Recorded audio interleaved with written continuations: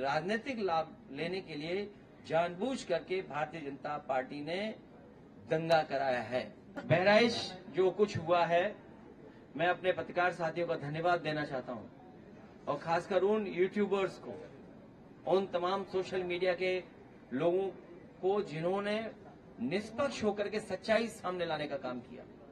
और सच्चाई ये है कि भारतीय जनता पार्टी ने जानबूझ करके दंगा कराया, क्योंकि उनको पता है कि चुनाव आ गया है, किसी भी सवाल का जवाब जनता में नहीं दे सकते हैं। इसीलिए राजनीतिक लाभ लेने के लिए जानबूझ करके भारतीय जनता पार्टी ने दंगा कराया है।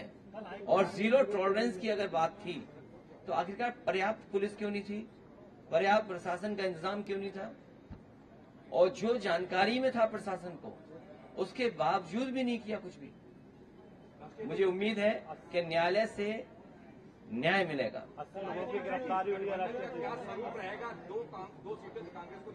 अब भारतीय जनता पार्टी जिसको चाहे उसको गिरफ्तार कर ले, पत्रकार साथी भी गिरफ्तार हो जाते हैं। अगर वो कोई सच्ची न्यूज चला दें तो फोन आ जाता है उनके पास। उनको बाकायदा ब्रेकिंग न्यूज व्हाट्सएप पे मिलती है कि आपको ब्रेकिंग न्यूज यही चलानी है जो व्हाट्सएप पे आई है। किस तरीके से सरकारी मशीनरी का दुरुपयोग किया?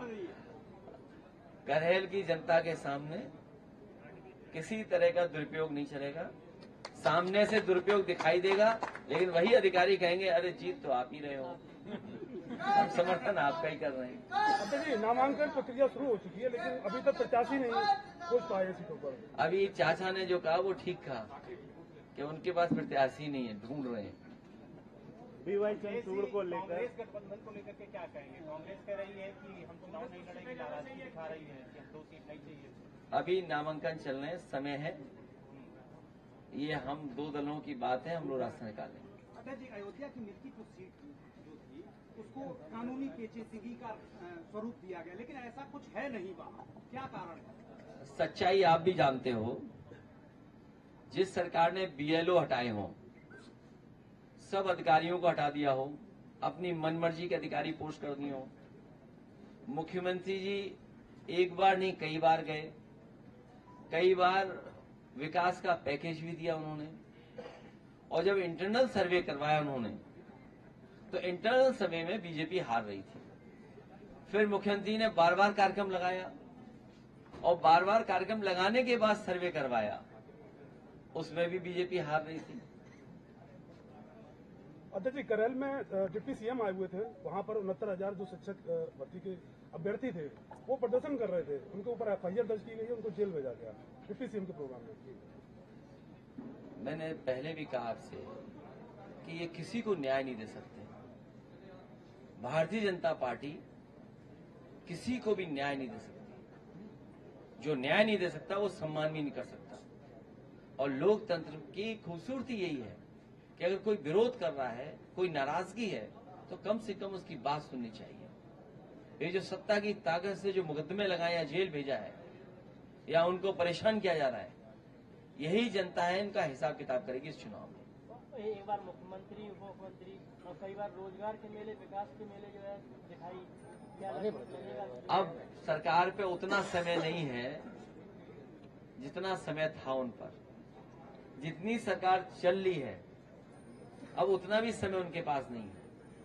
ये सरकार जाने वाले लोगों की है।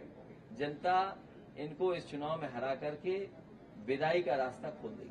डीएपी खाद को लेकर मारामारी चल रही है, कहीं खाद नहीं है। और अभी मान लीजिए धान तैयार होने जा रहा है, क्या सरकार का इंतजाम है कि किसानों को सही कीमत दे देंगे? जिन लोगों ने कहा कि किसानों की हम आय दोगुनी कर देंगे, धान तैयार हो गया, क्या तैयारी है धान खरीदने की? किसानों को पराली जलाने से रोका जा रहा है। ये पराली वाला बड़ा सवाल है।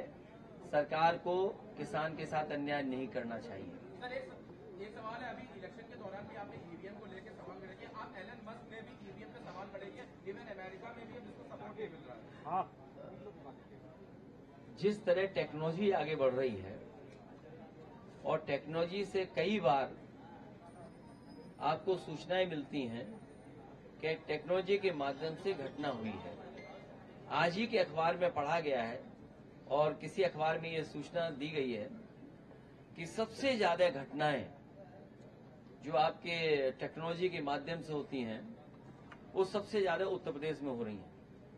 चाहे वो एटीएम से टेक्नोलॉजी के माध्यम से पैसा निकालना, किसी का कार्ड मिसयूज करना, इस तरह की घटनाएं सबसे ज्यादा हो रही हैं।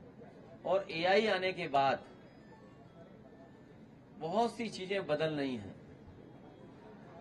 जर्मनी जैसा देश जो विकसित है वो अपने यहां कहता है कि अगर ईवीएम इस्तेमाल होगी तो वो अनकॉन्स्टिट्यूशनल होगी। तो जब जर्मनी जैसा देश जो दुनिया में बहुत आगे है, भारत से कई मामलों में बहुत आगे है, जब वो देश ईवीएम के इस्तेमाल को अनकॉन्स्टिट्यूशनल कह रहा है तो स्वाभाविक है कि उसमें सवाल खड़े होंगे, उंगली खड़ी होगी। क्या 2027 में ईवीएम क्या रहेगा क्या? ये विषय अभी का नहीं है। हमारी बात और समाजवादी का पक्ष में लोकसभा में भी कह चुका हूं, वो आप देख लीजिए मैंने क्या कहा। प्रोफेसर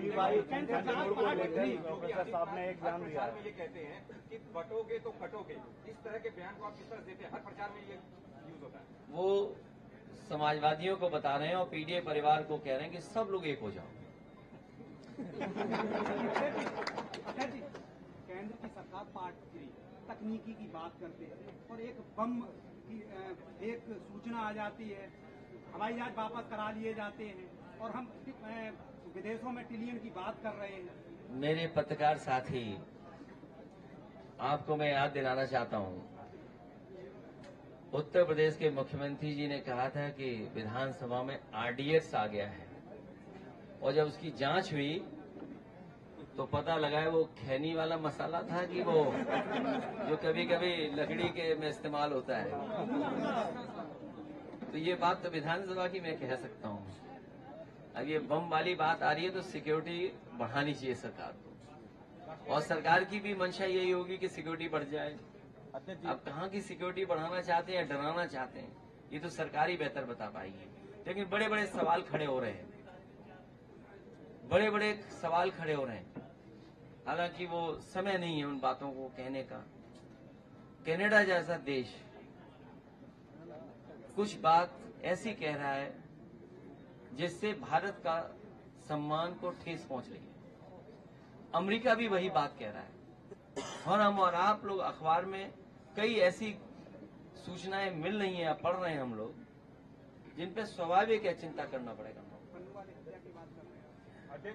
आप बेहतर समझते हैं किन बातों को मैं कह रहा हूँ। अध्यक्ष जी, बीजेपी के लोग लगातार ये कह रहे हैं कि अयोध्या में जो हार मिली है उसका बदला अगर ले सकते हैं तो कन्हैया जीत कर ले सकते हैं। ये और मिल्कीपुर फिर बदला ले लेगी बीजेपी से तब